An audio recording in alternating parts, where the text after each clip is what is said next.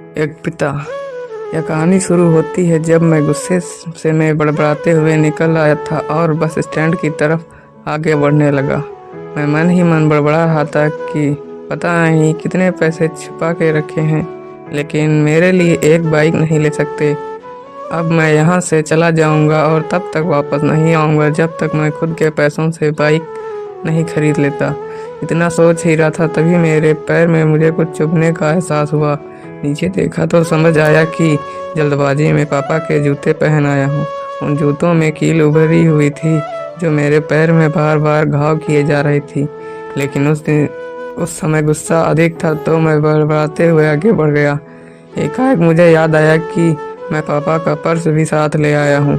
मेरे खुराफाती दिमाग में एक ख्याल आया, क्यों ना आज पापा का पर्स चेक किया जाए जिसे आज तक उन्होंने किसी को हाथ तक नहीं लगाने दिया था। पता नहीं कौन सा खजाना छुपा है इस पर्स में जो किसी को हाथ नहीं लगाने देते थे। जब मैंने पापा का वह पुराना पर्स खोल कर देखा तो उसमें पैसे तो नहीं मिले, लेकिन पैसों की एक जगह पर एक डायरी रखी हुई थी। जब मैंने सोचा ओह, तो खजाना छुपा रहा है।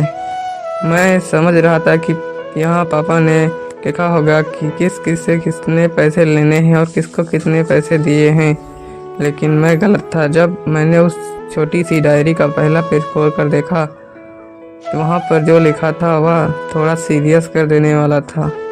डायरी में जो लिखा था उसे पढ़ने के बाद मेरे चेहरे पर जो एक्सप्रेशन थे वह गायब हो चुके थे, क्योंकि डायरी में कुछ नहीं था जैसा मैं सोच रहा था। वहाँ पर उन पैसों का हिसाब लिखा हुआ था जो अलग अलग कामों के लिए अलग अलग लोगों से उधार लिए गए थे। उस लिस्ट में कंप्यूटर के नाम पर भी पैसे लिए गए थे। कुछ यूँ लिखा था 50,000 बेटे के कंप्यूटर के लिए। यह वही कंप्यूटर था जिसे आज तक यूज कर रहा हूँ, लेकिन मुझे यह पता नहीं था उस कंप्यूटर को खरीदने के लिए पैसे कहाँ से आए थे। लेकिन आज पता चल रहा था। मुझे आज भी याद है जब मैंने पहली बार कैमरे के लिए जिद की थी, जो मेरे पापा ने मुझे 2 हफ्ते बाद मेरे बर्थडे पर ला कर दिया था।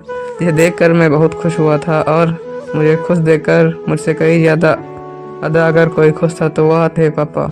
अब मेरे चेहरे से गुस्सा एकदम गायब हो चुका था। जब मैंने आगे पन्ना पलटा तो वहाँ पर विशेष लिखी हुई थी। पहली जो विश थी उसमें लिखा हुआ था अच्छे जूते पहनना। यह मेरी कुछ समझ नहीं आई। तभी मेरा पाँव अचानक सड़क पर भरे हुए पानी पर जा पड़ा और तभी मेरे पाँव में कुछ गीलीपन का एहसास हुआ। जब मैंने जूता उतार कर देखा तो उसका ताला टूटा हुआ था। यह देखकर मुझे डायरी में लिखी बात याद आ गई। तभी मेरे माँ पापा की कही बातें भी याद आ रही थी कि कैसे माँ जब कहा करती थी पापा से, अब तो जूते पुराने हो गए, नए ले लीजिए।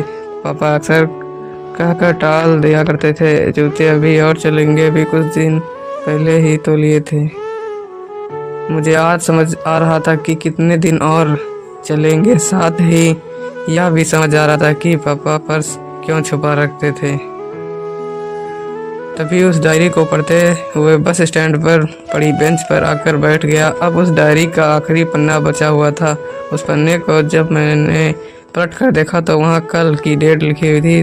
तारीख के नीचे लिखा हुआ था 50,000 रुपये बाइक के लिए। बस इतना पढ़ा और दिमाग सन्न रह गया। अब मेरे मन में कोई सिकवा गिला नहीं बचा था, बस मेरी आंखों से आंसू चले जा रहे थे। मुझे आज तक नहीं पता तब मैं क्यों रोए जा रहा था। अब मैं जल्दी से घर की तरफ भागा, लेकिन जूतों की वह कीलपाव में अब तक घाव बनाने में कामयाब हो चुकी थी।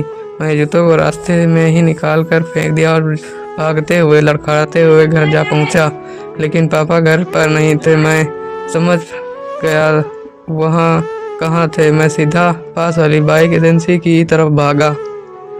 पता नहीं आज कहाँ से इतनी ताकत आ गई थी कि मैं भागते हुए थक नहीं रहा था और वह भी बिना जूतों के नंगे पैर। जैसे तैसे बाइक एजेंसी पर पहुंचा। पापा वहीं थे।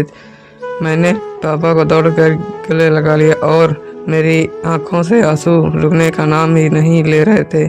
पापा को समझ नहीं पा रहे थे आखिर क्या रहा है, मैं क्यों रो रहा हूँ।